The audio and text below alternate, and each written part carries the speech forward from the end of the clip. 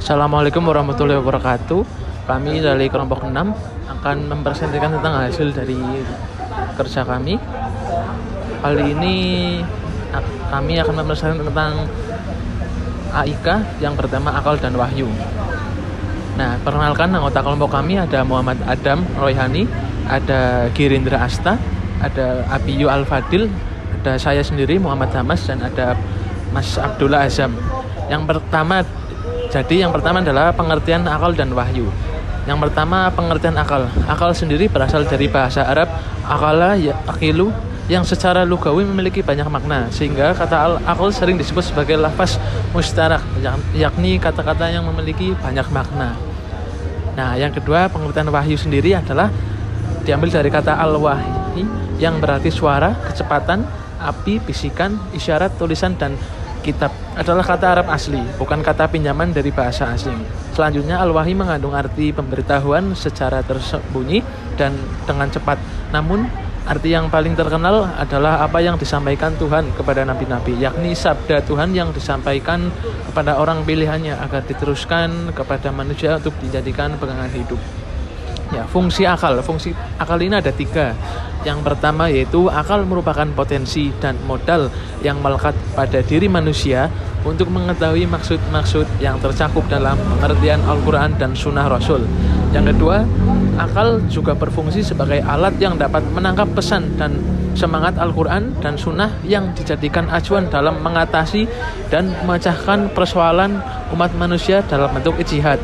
Selanjutnya, akal yaitu sebagai alat yang strategis untuk mengungkap dan mengetahui kebenaran yang terkandung dalam Al-Quran dan Sunnah Rasul, di mana keduanya adalah sumber utama ajaran Islam. Berikutnya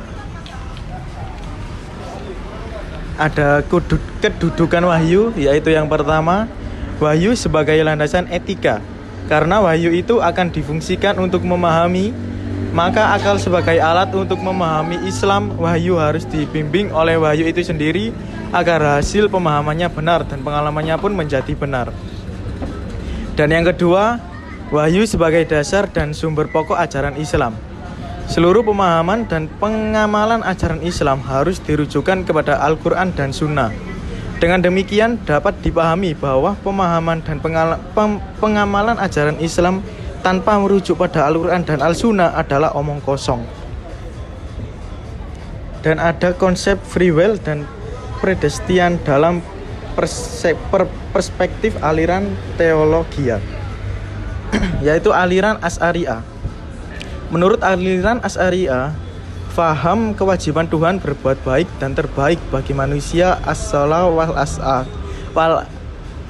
asla.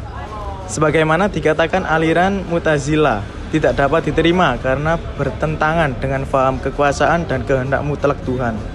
Hal ini ditegaskan Al-Ghazali ketika mengatakan bahwa Tuhan tidak berkewajiban berbuat dan yang terbaik bagi manusia. Dengan demikian, aliran Asy'ariyah tidak menerima faham Tuhan mempunyai kewajiban. Tuhan dapat berbuat sekehendak hatinya terhadap makhluk sebagaimana yang dikatakan Al-Ghazali perbuatan. Selanjutnya saya Girindra akan melanjutkan presentasi, yaitu konsep free will dan presidential dalam perspektif aliran teologia, yaitu aliran Mu'tazilah. Kaum Mu'tazilah, karena dalam sistem teologi mereka manusia dipandang mempunyai daya yang besar lagi bebas. Sudah barang tertentu menganut paham Qadariyah atau free will, dan memang mereka juga disebut kaum Qadariyah. Begitu pula keterangan dan tulisan-tulisan para pemuka Mu'tazilah banyak mengandung paham kebebasan dan berkuasanya manusia atas perbuatan-perbuatannya. Al-Jubaidi umpamanya menerangkan bahwa manusialah yang menciptakan perbuatan-perbuatannya.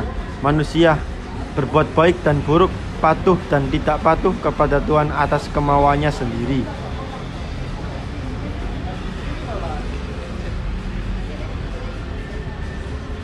Selanjutnya ada aliran Maturidiyah. Mengenai perbuatan Allah ini, terdapat perbedaan pandangan antara Maturidiyah Samarkand dan Maturidiyah Bukhara. Aliran Maturidiyah Samarkand yang juga memberikan batas pada kekuasaan dan kehendak mutlak Tuhan, mereka berpendapat bahwa perbuatan Tuhan hanyalah menyangkut hal-hal yang baik saja. Dengan demikian Tuhan berkewajiban melakukan yang baik bagi manusia. Demikian halnya dengan pengiriman Rasul Maturidiyah Samarkand sebagai kewajiban Tuhan.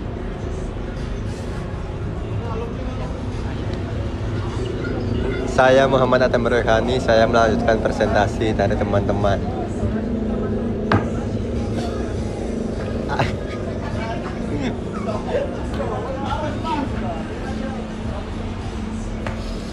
Aliran Syiah Al-Asy'ari dalam bukunya Maqalat Al-Islamiyah wa Ikhtilaf Al-Mushallin menyebutkan beberapa pendapat Syiah Rafid dan tentang masalah perbuatan manusia. Sedikitnya ada 3 pendapat yang berbeda-beda. Pertama ialah para pengikut Hisham bin Al-Hakam Al-Rafidi, di mana mereka beranggapan bahwa perbuatan seseorang hamba Allah itu diciptakannya. Ja'far bin Harb menceritakan bahwa Hisham bin Al-Hakam menyatakan sebenarnya dari satu segi perbuatan manusia ini merupakan daya ikhtiar manusia itu sendiri, karena dia itulah yang menghendaki dan mengusahakannya. Kekuasaan dan kehendak mutlak Tuhan. Sebagai akibat dari perbedaan paham yang terdapat dalam aliran teologi Islam mengenai soal kekuatan akal, fungsi wahyu dan kebebasan serta kekuasaan manusia atas kehendak dan perbuatannya. Terdapat pula perbedaan paham tentang kekuasaan dan kehendak mutlak Tuhan. Bagi aliran yang berpendapat bahwa akal mempunyai daya besar dan manusia bebas dan berkuasa atas kehendak perbuatannya, kekuasaan dan kehendak Tuhan pada hakikatnya tidak lagi bersifat mutlak semutlak-mutlaknya. Bagi aliran yang berpendapat kekuasaan yang kehendak Tuhan tetap bersifat mutlak. Dengan demikian bagi kaum Asy'ariyah, sedangkan bagi kaum Mu'tazilah, kekuasaan dan kehendak Tuhan tidak lagi mempunyai sifat mutlak semutlak-mutlaknya. Terima kasih. Demikian presentasi yang dapat kami sampaikan. Terima kasih. Apabila ada kesalahan mohon dimaafkan. Wassalamualaikum warahmatullahi wabarakatuh.